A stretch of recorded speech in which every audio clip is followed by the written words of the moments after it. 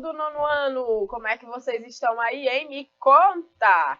Tá tudo bem? Eu espero que sim. A gente tá aqui para mais um encontro estratosférico, ultraestelar. Não sei nem se essa palavra existe. Acontece é que nós estamos passeando pelo cosmos, nós estamos aqui dando um rolê no espaço, nós estamos viajando na maionese mesmo nas nossas aulas de ciências, né?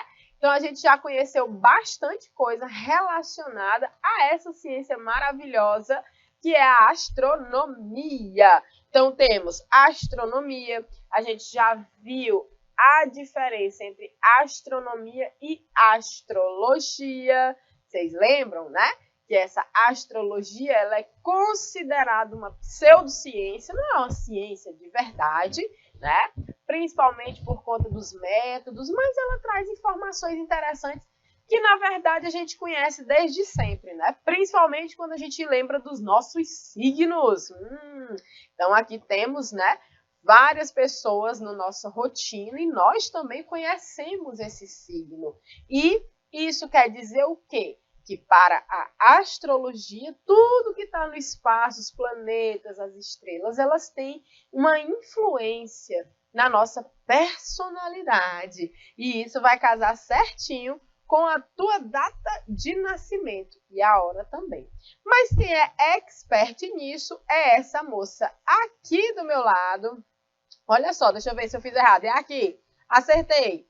Aqui do meu ladinho, a Andresa, essa mesmo fazendo pose para vocês. A Andresa, ela saca de tudo de mapa astral. Então, depois eu vou passar aqui o contato dela, tá bom? Para vocês falarem com ela, apurrinharem ela, porque ela tá cobrando apenas R$200. Mentira, tô brincando. Tô brincando. Então, olha só. A gente brinca desse jeito, mas a gente sabe que há diferenças entre a astrologia, que é essa que a gente está conversando, e a astronomia, que é de fato o nosso objeto de estudo e de conhecimento aqui. Então, dentro dessa nossa intenção, né, de apresentar os astros de uma forma bem completa para vocês, nós já viemos estudando aqui várias coisas. Uma das partes principais, né, que nós iniciamos esse nosso estudo foi a parte de astronomia e cultura. Lembram que a gente viu que para os diferentes povos, né, essa observação dos astros ela é diferente também.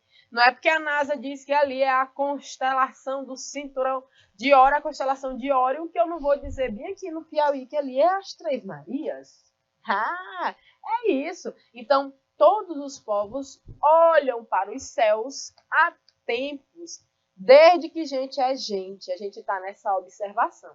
Até porque a gente percebe o que é dia, o que é noite.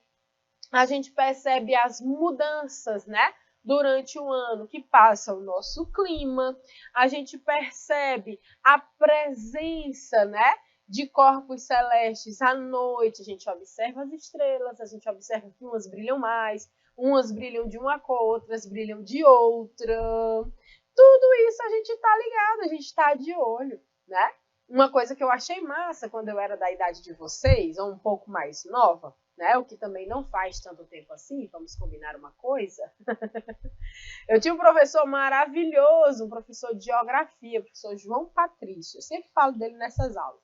E uma vez ele passou para a gente um trabalho muito legal, que ele pediu que a gente, por um mês inteiro, já falei acho que disso para vocês, que a gente observasse a Lua. Todos os dias a gente tinha uma coisinha para preencher, e a gente tinha que usar uma moedinha para desenhar como que a gente estava vendo a Lua. Todo dia a gente fez isso durante um mês inteiro. Tinha dias que na hora que a gente ia ver, a gente não encontrava a Lua, tinha dias que a gente encontrava, e a gente foi observando a mudança das fases. E foi muito legal, despertou muito a nossa curiosidade, e a gente se ligou muito no céu. Eu, pelo menos, até hoje, diariamente, estou, ó, reparando. Meu Deus, olha que era aquilo ali. Vixe Maria, se mexe. Ah, não, é um avião. É desse jeito que a gente fica assim, né? Olhando pro céu, com medo de ver os aparelhos.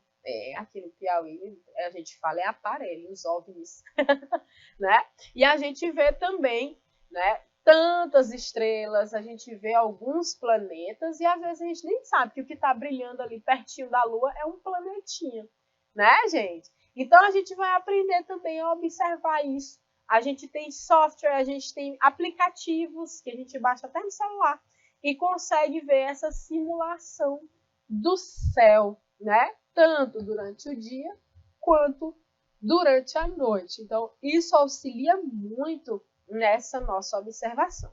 Então, a gente já viu tudo isso, a gente conversou inclusive sobre o nosso sistema solar. Então, a gente conheceu o Sol e suas características, todos os planetas que estão em órbita, eles estão orbitando, estão dando voltinhas em torno do Sol. Cada um na sua órbita, para não ter confusão, para não ter barroada, né? Uma órbita menor, a de Mercúrio, a órbita maior, a de Netuno. E aí a gente viu que há uma razão para que isso aconteça. E nós falamos da energia, né, gravitacional. A gente falou da gravidade, essa aqui mesmo, ó, que puxa as coisas para baixo aqui no nosso planeta. Já pensou? Então, a gente até brincou aqui, eu e a Andresa, não foi? A gente brincou de durim-durim, mostrando um campo gravitacional provocado. Foi massa, foi perigoso, foi emocionante, porque eu sou bem pequenininha, a Andresa é grande, mas eu era bem capaz de soltar ela. Sabe por que eu não soltei a Andresa? Porque ela ia se bater bem aqui nessa tela. Ia me dar um prejuízo tão grande, então eu não fiz isso. Foi assim, mas a gente estava combinado que uma de nós duas ia cair. Só que nessa brincadeira cai todo mundo, porque o campo G provocado cria uma força de atração do centro do eixo aqui das nossas mãos para fora. Então, quando a gente solta, todo mundo se arrebenta no chão e definitivamente essa era a maior graça da brincadeira. Por mais que saísse ali sem um dente, sangrando, enfim, a gente se divertia fazendo essa brincadeira louquíssima. O negócio era de com força, e fosse a raiz, né? E aí a gente brincava muito com isso. Compreendemos que a força gravitacional auxilia no processo da órbita, né, dos planetas em torno do Sol, dos satélites em torno dos planetas. Nós, por exemplo, temos um único satélite, que é a Lua. E aí ela fica orbitando no planetinha Terra, inclusive interferindo nos fluidos terrestres, na água, né? Então a Lua ela está muito presente no movimento das marés, né? Na subida e na descida das marés. Professora, mas o Sol não influencia nisso também? Influencia, mas por conta da proximidade, né? Essa força gravitacional da Lua influencia mais nas marés do nosso planeta. Muito que bem, a gente conheceu o que é uma estrela, como é o exemplo do Sol. A gente conheceu os 4 planetas rochosos, Mercúrio, Vênus, Terra e Marte. São planetas que têm essa constituição de rocha mesmo.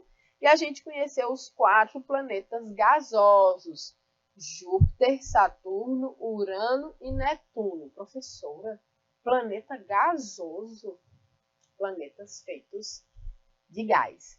E a gente viu que a presença de alguns gases, inclusive, dá uma coloração interessante para esses planetas. Gente, olha, a gente já conheceu bastante coisa aqui. Nós conhecemos também, eu vou revisar, né, logo. Estamos aqui passando adiante quase para finalizar esse conteúdo, por isso que eu estou falando de tudo que a gente já viu. Então, a gente viu também o que mais? Quem são os planetas anões? Como Plutão, gente. Plutão ele foi um bom tempo considerado um planeta, mas depois ele foi classificado como um planeta anão. E a gente conhece 4 planetas anões, né? Plutão, Ceres, Makemake, tem um que eu esqueci o nome. Eris, 4.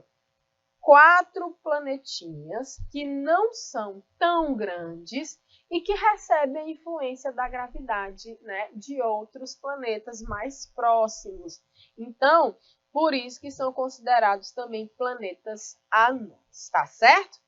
Então, muito que bem, respira, porque a aula de hoje a gente vai continuar falando um pouco sobre esse espaço, sobre o cosmos, mas a gente vai puxar um pouquinho mais para as galáxias. E nós estamos enfiados, metidos e morando numa delas, numa das principais, né? Numa das mais conhecidas, até porque é nossa casa.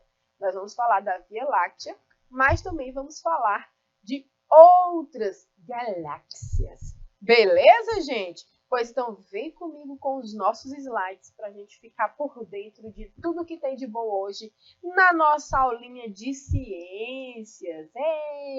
Comigo, professora Amanda. Então, a gente vai falar sobre galáxias, sua formação e sua classificação também. Os tipos de galáxias que existem, quais são, como é que elas se formaram, tudo isso hoje, dia 20 de setembro, eu vou mostrar para vocês, né? Os objetivos da nossa aula de hoje são justamente, olha só, descrever as galáxias como conjunto de estrelas e sistemas estelares em órbita de um centro gravitacional. Olha como é interessante isso, nós vamos já entender o que é isso.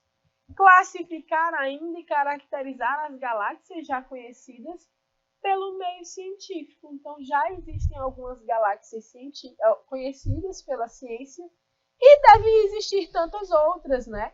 Porém, nós estamos ainda buscando tecnologias para ir cada vez mais longe nessa compreensão.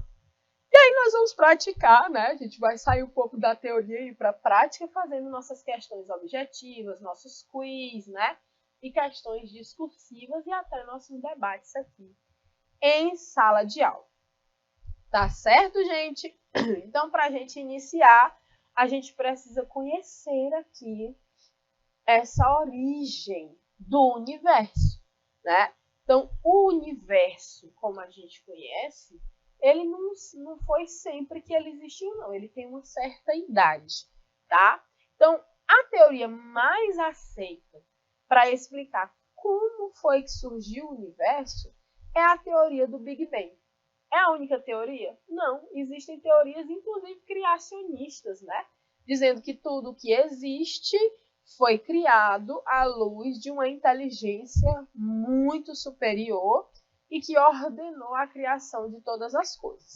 Bueno, essa não é uma teoria científica e só por isso a gente não está trazendo ela para cá agora, tá? Mas é uma teoria que existe, muita gente acredita, ok. Cientificamente falando, nós trazemos a teoria do Big Bang, a grande explosão, Big Bang, né? Rocha, é caco de planeta para todo lado, e pedaço de lua e não sei o que, e é poeira danada. Eu que já vivo espirrando com rinite, eu devo ter pego minha alergia, meu espírito, se já existisse nesse momento, já veio alérgico de lá. E olha que isso faz bastante tempo, viu? Então, ela é a teoria mais aceita para explicar a origem do universo, né? Então, ela é relativamente nova, essa teoria, tendo surgido nos anos 40, na década de 40, né? Como a consequência das pesquisas, né? De Lemaitre, Gamow e outros pesquisadores, tá?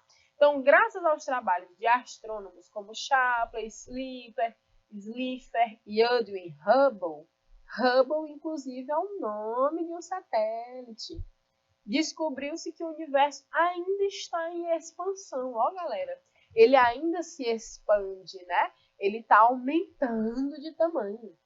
Outras culturas, inclusive, que a gente já viu, explicam a origem do universo do ponto de vista mitológico e religioso. Então, essa aula aqui que mostra a origem desse universo, desses pontos de vista, nós já trabalhamos, nós já compreendemos, a gente já trouxe aqui a cosmovisão indígena de diversas etnias, a gente trouxe aqui como que algumas culturas em torno do mundo, os chineses, né, imaginaram que foi feito o universo e o nosso planeta, né? Aí a gente tem essa compreensão de que cada cultura a gente faz, né, a observação, a interpretação diferente do que originou essa infinidade de coisas que existem no que a gente conhece como universo. Certo, gente? Então, a gente traz aqui que outras culturas explicam essa origem do ponto de vista dos mitos, né, da mitologia e da religião, tá? Mas a teoria do Big Bang é a mais aceita cientificamente. E olha aí, meus amores, presta atenção. O que é que foi esse Big Bang, tá? Então, essa é uma imagem que ela é até um pouco complexa. Olha só, deixa eu mostrar ela aqui para vocês. Olha só. Tem aqui, né, algumas estruturas que são partículas, né, que foram conhecidas depois com o advento da física quântica, tá? Então, olha só, com essa energia escura, né, dessas matérias escuras que são chamadas, a gente observa que, deixa eu pegar a canetinha amarela, o universo está em expansão. Então, é como se essa explosão tivesse acontecido aqui e espalhado para lá e para cá todas essas partículas, essa matéria que ficou, né, espalhada por essa imensidão que a gente hoje chama de universo, tá certo? E isso acredita que aconteceu há mais de 13,77 bilhões de anos.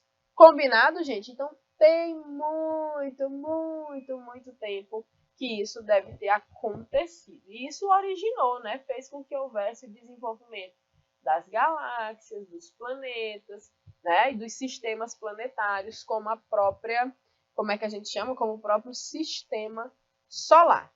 Ok? Então, vamos lá. Antes da gente começar essa parte falando de galáxias, eu vou propor que a gente já comece aqui a fazer uma atividade. Vou dar um tempinho para que vocês copiem e respondam, tá bom? Então, a gente vai fazer uma pesquisa rapidinho aqui. Então, pesquise para mim. Pesquise o que diz a teoria do Big Bang. Ok, meus amores? Então, para isso, eu vou dar aqui, ó, 3 minutos para a gente retornar e dar continuidade à nossa conversa. Valendo!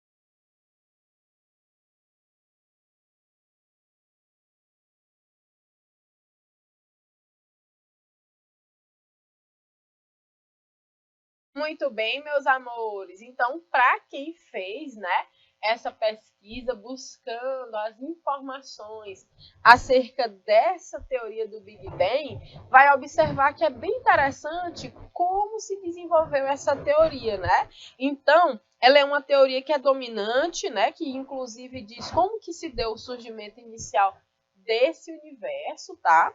E aí, esse Big Bang se refere, como eu já havia falado, a uma grande explosão. Então, o que é que acontece? Inicialmente, acreditava que esse universo, né, era originalmente muito quente e muito denso por algum tempo que era no passado muito remoto, faz muitos milhões de anos, ou bilhões de anos, tá? O pai dessa teoria é um cientista chamado Lemaitre. Nem sei como é que se pronuncia, na verdade, esse nome, mas deixa eu escrever que a gente até já falou aqui no slide anterior.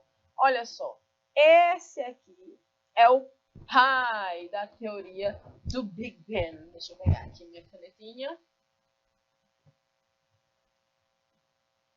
Vamos marcar, né? É o pai da teoria do Big Bang. Vamos dar aqui a paternidade. Pai da teoria do Big Bang. Tá? E aí ele chamava, né, essa hipótese dele, que depois ficou conhecida como teoria do Big Bang, de hipótese do átomo primordial, que era também conhecida como ovo cósmico, tá? Então, posteriormente, ela foi desenvolvida por George Gamow, e aí essa teoria diz que existiam alguns elementos na composição desse universo, né, que eram conhecidos como esses quântons aqui, né, partículas quarks. Vamos anotar o nome dessas partículas, ó. Quarks, né, quicks não, quicks é aquele que a gente gosta de tomar de morango. Quarks, mais outras partículas, gluon, mais elétrons, esses a gente conhece, né? Mais fótons, cadê? Deixa eu ver se é isso mesmo. Fótons são partículas que inclusive emitem luz, né? Fótons e tudo mais. Então, esses eram as primeiras partículas fundamentais que foram formadas no Big Bang, tá? E aí, nos primeiros segundos de vida no universo, foram formados ainda os prótons e os nêutrons. Prótons e nêutrons. Né? É isso, que são componentes dos núcleos dos átomos que nós conhecemos aqui no nosso planeta. Tá certo, gente? Então, essa teoria da grande explosão fala sobre isso, como a gente já havia pedido para vocês pesquisarem. Observem, né, que houve uma inflação, teve uma idade assim da escuridão, que depois disso que houve essa grande explosão, ainda acredita-se hoje em dia que esse universo ainda está se expandindo, ele ainda está se espalhando desde a grande explosão, desde o Big Bang. Tá certo? Então vamos conhecer agora, né, gente, as galáxias. Olha só, quem são essas galáxias, né? São formadas por diversos elementos cósmicos. Quem podem ser esses elementos cósmicos? Gases, poeiras, estrelas, e elas formam grandes estruturas heterogêneas, né, que apresentam processos dinâmicos. Então, as galáxias, elas não são estruturas paradonas, que ficam lá sem acontecer nada, não. Tem muita coisa que compõe uma galáxia. Na galáxia existem os sistemas planetários, existem estrelas, planetas, tudo que a gente já conhece, né? Só que a gente vê que ela está numa dimensão muito maior do que o nosso sistema, por exemplo, o sistema solar. Tá certo? Aqui a gente tem uma imagem de uma galáxia linda e maravilhosa e a gente vai ver mais informações sobre elas agora, tá certo? Então, olha só. Galáxia é uma grande estrutura formada por vários corpos celestes. a sua evolução e transformação foi descoberta pela ciência ao longo do processo de modernização dos estudos astronômicos. Porém, ainda há um conjunto de hipóteses relacionadas às galáxias que não foram comprovadas ainda cientificamente. Ou seja, a gente precisa de mais tempo, né? Algumas descobertas científicas, elas precisam de tempo para serem comprovadas. Porque às vezes acontece de se descobrir uma coisa que ainda não tem explicação. Por que ela não tem explicação? Porque faltam tecnologias, a tecnologia ainda não alcançou o que foi descoberto. E a gente tem vários exemplos disso nas nossas ciências, né? Na biologia, por exemplo, a gente tem a teoria da evolução de Darwin, que só foi complementado um tempo atrás, né? E Darwin já fez mais de 200 anos que colocou as suas ideias, né, para a compreensão da evolução das espécies. Então tem muito tempo, mas só tipo 100, 150, sei lá quantos anos depois foi que se constatou que ele estava correto e se acrescentou mais a teoria dele, que hoje a gente entende ela de uma forma muito mais complexa, porque precisava que existisse a genética para explicar o que ele tinha encontrado, mas no tempo dele não tinha genética. Mendel nasceu muito depois, que é o pai da genética, né? E assim vai se seguindo. Mendel também ele descobriu coisas importantes, fatores que levavam a informação, né? As características de uma geração para outra. Ele não sabia nem botar nome. Hoje a gente chama isso de genes, né? Então, da mesma forma, acontece nos estudos da astronomia. Imaginem vocês, esses fenômenos estão acontecendo, né? Eles surgem, acontece, toda essa dinâmica num alcance muito longínquo, muito distante do que a gente às vezes pode acompanhar. E olha que a gente já tem jogado satélite, né, para fora, sondas espaciais, já temos feito expedições, né? Então é muito importante que a gente observe essas situações e coloque, né? Olha, daqui a alguns anos é possível que a gente já consiga. Falando em astronomia, foi muito curioso que a NASA conseguiu capturar, por exemplo, o som de um buraco negro. Quando eu falo buraco negro, eu não resisto, eu tenho que falar igual, diz aquele programa do Hegel, que é isso que acontece com a gente. Buraco negro! Minha gente, buraco negro aqui em Teresina é famosíssimo, que é uma turma, inclusive um cheiro para todo mundo que é dessa turma, que é uma galera que adora ouvir reggae, e eles tinham um programa na rádio, e o nome era Buraco Negro. Ah, moleque, desses nem a NASA não pega, nem de longe, que a galera já tá lá na frente. Então, olha só, falando em buraco negro, a NASA conseguiu capturar o som de um buraco negro. Vocês querem ouvir? Já já eu vou botar. Gente, é um barulho assim muito assustador. Eu, pelo menos, achei assim, meu Deus, que barulho esquisito. Mas eu vou já achar aqui para mostrar para vocês. Uma coisa assim bem... Ui, socorro! Então, olha só. Vamos seguindo aqui com o estudo das nossas galáxias, tá certo? Então, a gente já entendeu que é uma estrutura muito grande, que é formada por vários corpos celestes, né? Quem são esses corpos celestes? Já falei. Estrelas, poeira, planetas, gases, enfim. Tudo que está circundando aí no espaço confinado num determinado espaço que a gente vai chamar de galáxia. Tá? Então, a gente consegue, inclusive, ver 3 galáxias a olho nu, né? Todos os planetas do nosso sistema solar, eles vão orbitar o Sol, que é apenas uma dentre bilhões de estrelas que compõem a nossa galáxia. Qual é o nome da nossa galáxia? A Via Láctea. Porque ela é esbranquiçadinha, dá para ver no céu. A gente vai aprender a identificar, né? Então, essa Via Láctea, ela é observada e nomeada desde tempos muito remotos. Foi apenas descoberto que o caminho de Leite ou o caminho da Anta, lembra naquela aula que a gente teve? Na verdade, se tratava de um imenso número de estrelas, quando o famoso astrônomo Galileu Galilei a observou.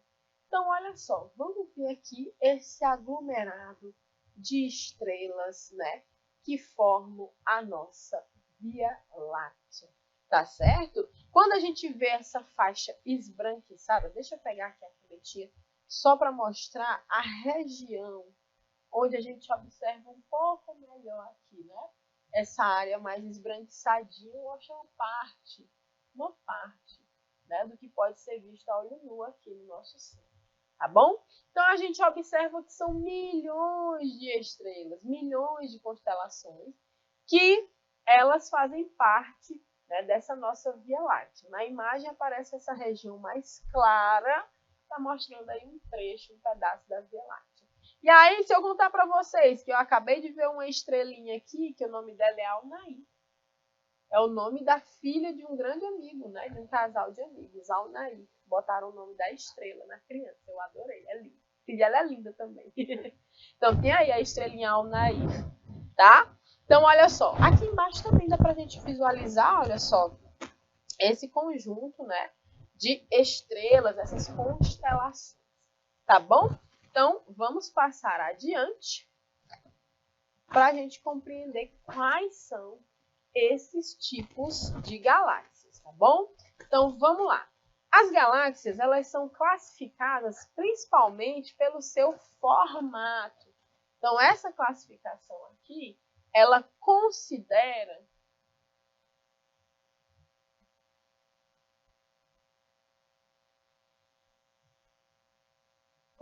o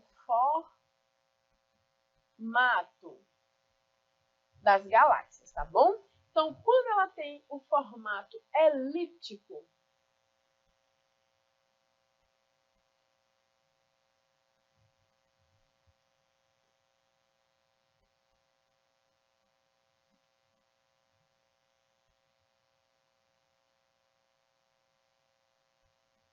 essa formação é caracterizada pelo agrupamento de corpos celestes em círculos achatados, ou seja, justamente a forma de uma elipse. Uma elipse é assim, ó.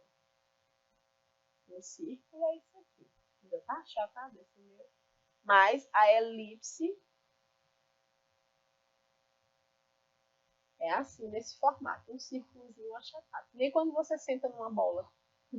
Aquelas bolinhas de pilates, sei lá, qualquer bola, né? Se a bola não espocar, você tem uma elipse, tá certo? Então, justamente a forma dessa elipse. Portanto, esse tipo de galáxia apresenta um formato bem definido e não demonstra alongamentos. A galáxia Andrômeda é um exemplo, né, de formação elíptica, certo? A gente ainda tem as formas em espiral. Vocês sabem o que é uma espiral. E aí as galáxias que têm esse formato são como? Deixa eu dar aqui para ficar bem bonito. Vamos pintar esse negócio, deixar bem colorido. Espiral. Esse é o formato, né, tradicional. Deixa eu apagar aqui e pegar minha canetinha vermelha. Esse é o formato tradicional de uma galáxia, né? Essas galáxias em espiral possuem círculos que convergem para um ponto central, tendo como característica principal a formação em espiral.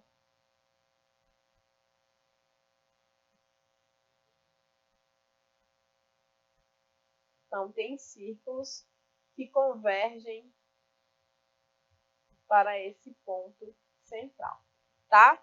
Tendo como característica a formação desse espiral. Esse tipo de galáxia é considerado dinâmico e heterogêneo. Ele não é um formato assim que você vai encontrar ele sempre do mesmo jeito. Ele vai se modificando porque ela está em espiral, né, meus amores? A Via Láctea é um exemplo de galáxia em espiral. Por isso que a gente tem dia que a gente está doidinho, tem dia que a gente está normal. Tem dia que a gente está inquieto, por causa dos giros que a galáxia dá. Será, gente? Por isso que a gente roda, pensa que é só nosso juízo, mas a nossa galáxia, a Via Láctea, ela é em espiral. Então, uou, ela tem esse formato que vai dando giros, né, em torno desse eixo central. Tá certo? Olha só, para quem pensava que a Via Láctea era elíptica, né? Olha aí a diferença. E existem ainda, meus amores, galáxias irregulares. Essas galáxias irregulares, né, elas não têm um formato definido, assim, como a elíptica ou como a espiral. Elas já são todas doidas. Elas já são todas diferentonas, né? Esse tipo de galáxia não possui um formato padrão de distribuição dos corpos celestes. Esse botão foi terrestre.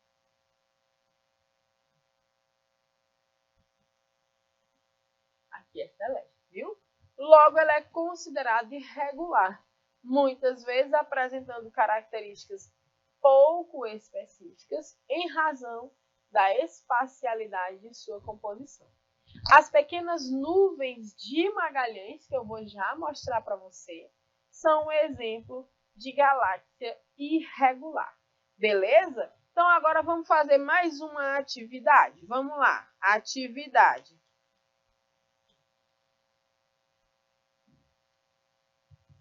Dois, já é a segunda perguntinha que eu faço, né? Indique, não, vou botar aqui, diferencie.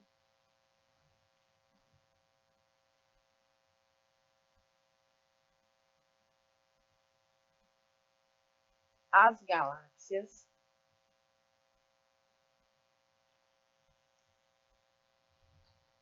classificando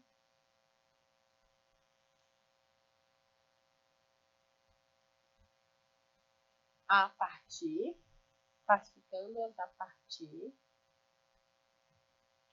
de seu formato. Então, vamos lá, mais 3 minutinhos, a gente retorna já já. Valendo!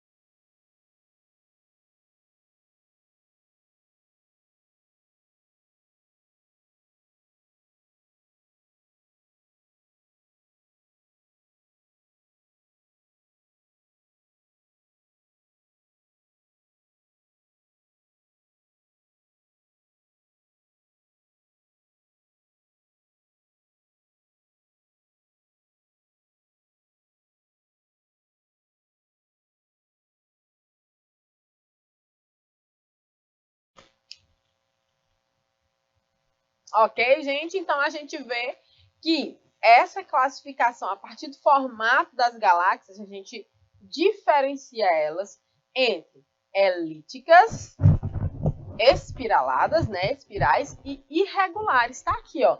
As galáxias elípticas, elas são círculos achatados.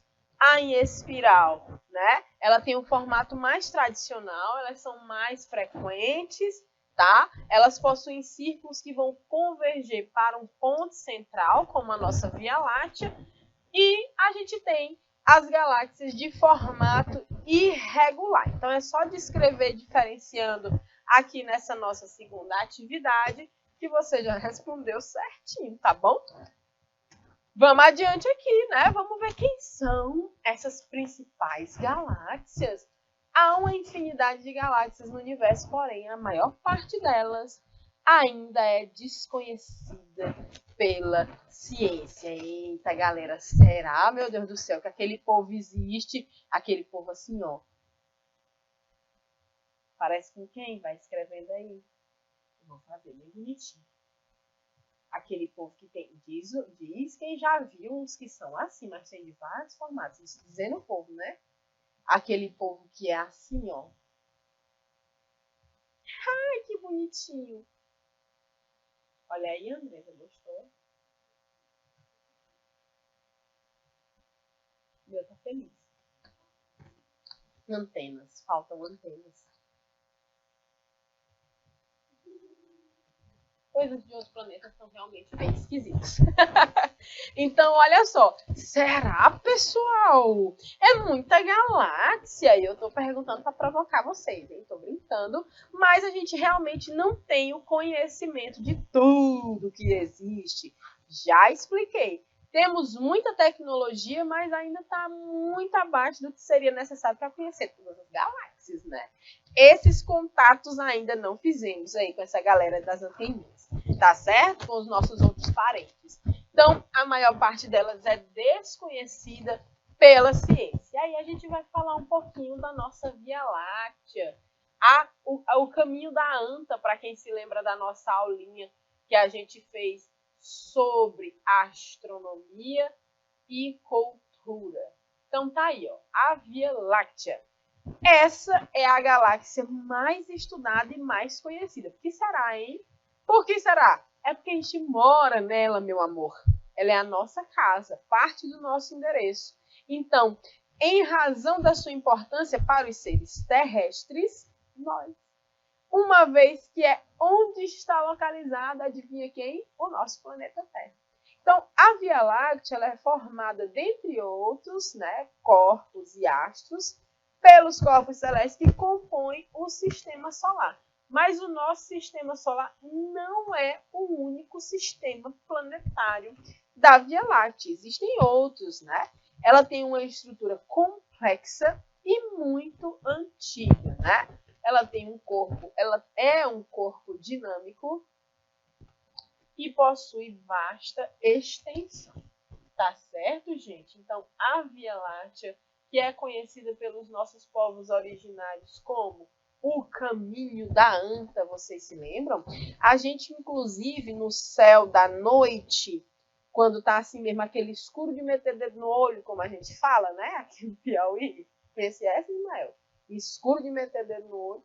E aí, e aí a gente olha para o céu e às vezes a gente vê uma faixa mais esbranquiçada, mais clara, né, no céu. Então a gente possivelmente está vendo ali parte dos componentes da nossa galáxia. Pode dar um tchauzinho, pode ser que uma galera da gente filmando a gente, tirando foto da gente, fazendo selfie com os terráqueos lá embaixo. Já pensou? Seria interessante. Eu morro de medo.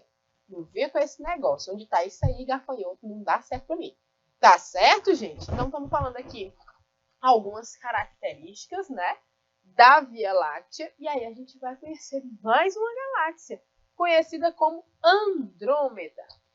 A galáxia de Andrômeda, para quem assistiu os Cavaleiros do Zodíaco, tinha lá um cabinha que tinha um poder que dizia assim, corrente de Andrômeda.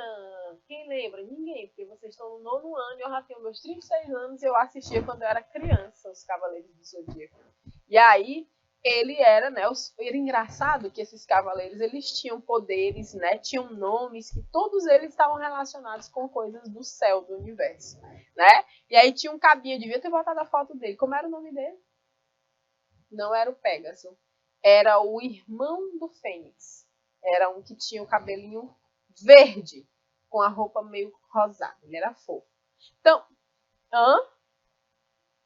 não sei. Eu sei que ele soltava as correntes.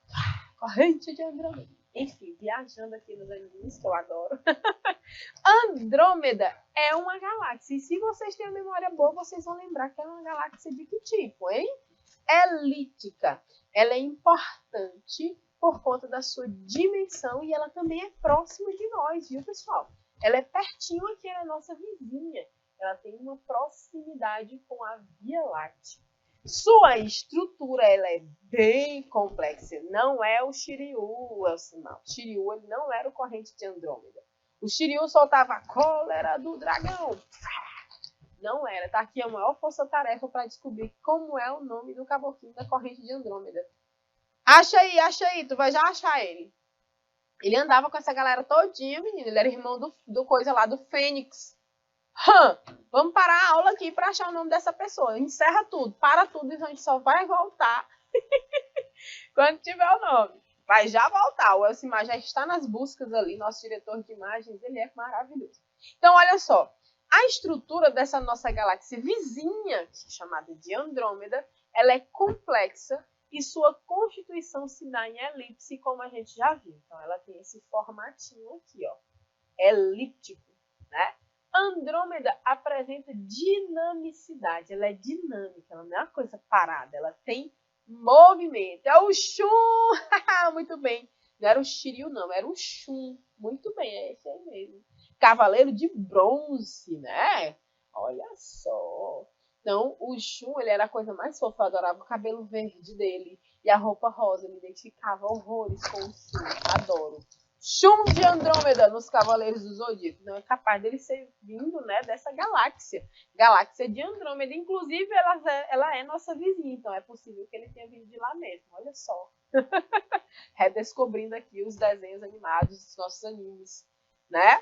Então, olha só. Ela tem uma dinamicidade. Andrômeda é dinâmica. As galáxias, elas têm movimento.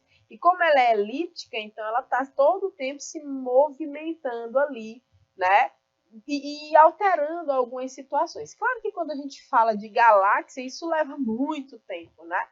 Para observar essas alterações, essas dinâmicas. Mas isso indica que ela tem um certo movimento, tá? E ela também tem uma formação heterogênea, tá bom? Essa galáxia, em razão da sua diminuta distância em relação ao sistema solar, pode ser vista a olho nu a partir da Terra. Olha aí, bora caçar Andrômeda no céu. Nós vamos procurar, tá certo? A gente vai começar a observar essas galáxias no céu. Dá pra gente simular, inclusive, eu já falei para vocês, e depois eu mostro os aplicativos, né, que a gente consegue. Olha aí a galáxia de Andrômeda, tá certo? A gente consegue visualizar. Então, existem aqui algumas constelações e algumas dadas regiões a gente consegue ver a localização de Andrômeda, tá certo, gente? Observem aqui, né, nessa imagem. Deixa eu ver se eu consigo dar um zoom. Consigo, ó. Olha aí as constelações que estão perto, né? Então aí, Andrômeda, nossa galáxia vizinha, tá? E para finalizar, a gente fala um pouco sobre as nuvens de Magalhães. Essas nuvens, né, são estruturas que são formadas por galáxias de tamanhos diferentes. Uma menor, chamada de pequena nuvem de Magalhães, e outra maior, chamada de grande nuvem de Magalhães. Essas duas estruturas são consideradas galáxias satélites da Via Láctea. Fala, professora, quer dizer que satélite é aquele corpo que orbita, né, ao redor do outro corpo, como a Lua e a Terra. Como é que pode ter galáxia satélite? Então, tá aqui, ó, a nossa Via Láctea E aí a gente tem as nuvens de Magalhães, a pequena e a grande. E elas são galáxias satélites, ou seja, elas estão no nosso entorno aqui, ó. Inclusive, quem sabe, né, estão orbitando bem próximas de nós. Tá certo, gente? Então, deixa eu apagar essa minha obra de arte, porque como ela não tem legenda, vocês podem ficar confusos depois. Tá bom? Então, a gente fecha aqui esse nosso primeiro momento compreendendo as nossas principais galáxias. E daqui a pouquinho a gente retorna trazendo inclusive algumas notícias, algumas novidades acerca dessas danadinhas que nós estamos conhecendo hoje. Então, pega a tua aguinha, respira fundo, estica as canelas e volta, que a gente já continua a nossa aula de ciências. Até mais, hein?